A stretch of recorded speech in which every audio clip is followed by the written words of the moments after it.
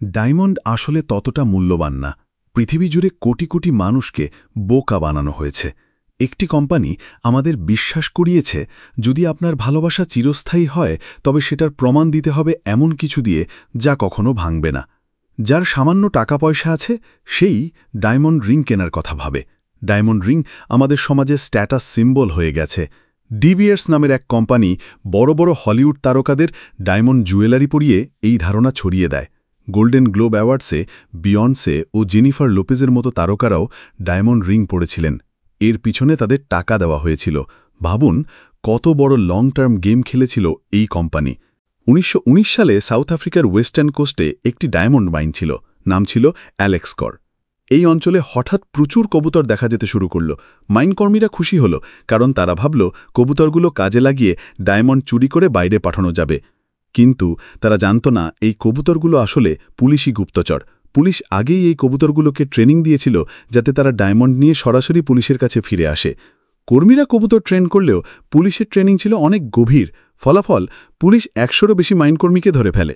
এরপর অনেকের লাশও পাওয়া যায়, কেউ কেউ জীবন্ত পুড়িয়ে মারা হয়। সিচুয়েশন এতটা খারাপ হয়েছিল যে ১৯১৯ সালে কবুতর পালা অবৈধ ঘোষণা করা হয়। আরেকটা নিয়ম ছিল, কারো কাছে অস্ত্র থাকলে এবং সে কবুতর দেখেও গুলি না করলে তাকেও শাস্তি দেওয়া হবে। এটা সবই করা হচ্ছিল কারণ ডায়মন্ডকে অমূল্য মনে করা হতো। আজও মানুষ বিয়েতে, এঙ্গেজমেন্টে ডায়মন্ড রিং দেয়।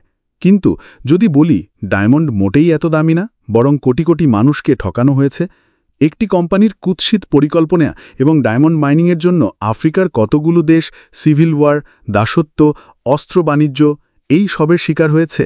এই ভিডিওতে সেই কালো ইতিহাসই জানতে চলেছে, ডায়মন্ডের কালো সত্য। সাউথ আফ্রিকাতে ১৮৬০ সালে ইউহানেস এবং ডিডিক নামের দুই সেটলার তাদের ফার্মে ডায়মন্ড পায়। এরপর তাদের খনিটি সেসিল রোডস নামে এক ব্রিটিশ ব্যবসায়ীর কাছে বিক্রি করে।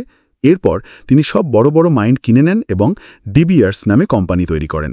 ১৯০০ সাল নাগাদ পৃথিবীর ৯০% ডায়মন্ডের উৎপাদন এই কোম্পানির হাতেই ছিল।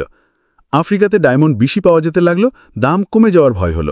বিশ্বযুদ্ধ আর গ্রেট ডিপ্রেশন আসলো, মানুষ খেতে পায় না, ডায়মন্ড কিনবে কোথা থেকে, দাম আরও পড়তে লাগল। তখন ডিবিয়ার্স কোম্পানি ইচ্ছাকৃতভাবে ডায়মন্ডের সরবরাহ কমিয়ে দিল। ১৯৩৮ সালে তারা বিজ্ঞাপন সংস্থা NWIR এর সাথে যুক্ত হল। তারা মানুষকে বোঝালো প্রপোজ করতে হলে বা বিয়েতে ডায়মন্ড রিং অবশ্যই দরকার। ১৯৪৭ সালে ক্যাম্পেইন শুরু হলো, আর ডায়মন্ড ইজ আ ফরএভার। তাদের ২ মাসের স্যালারি দিয়ে ডায়মন্ড কেনার পরামর্শ দেওয়া হলো। এটা মানুষের মনে বসিয়ে দেওয়া হলো যে ডায়মন্ডের মাধ্যমে প্রেমের স্থায়িত্ব বোঝানো যায়। সেলিব্রিটি, ম্যাগাজিন, সিনেমা, গান সবখানে জোর করে ডায়মন্ডের প্রচার। ডায়মন্ডের জন্য আফ্রিকায় শুরু হয়েছিল civil war. Congo, Angola, Sierra Leone বিদ্রোহী গ্রুপ ডায়মন্ড বিক্রি করে অস্ত্র কিনত। ডায়মন্ড বিক্রির জন্য দাসশ্রম, শিশুশ্রম, ধর্ষণ, খুন সব ছিল। এটাকে বলা হতো ব্লাড ডায়মন্ডস। ২০০০ সালে সাউথ আফ্রিকার কিম্বার্লিতে বৈঠক হলো, কিম্বার্লি প্রসেস শুরু হলো যাতে ব্লাড ডায়মন্ড বাজারে না ঢোকে। কিন্তু এতে অনেক লুপহোল ছিল। সরকার যদি মানুষ মারে তাতে সমস্যা নেই, তাই জিম্বাবুয়ে, কঙ্গো অনেক জায়গার নৃশংসতা কিম্বার্লি প্রসেস আটকাতে পারেনি। অনেকেই ভাবেন ডায়মন্ড ইনভেস্টমেন্ট ভালো। আসলে তা নয়, ডায়মন্ডের রিসেল ভ্যালু খুবই কম।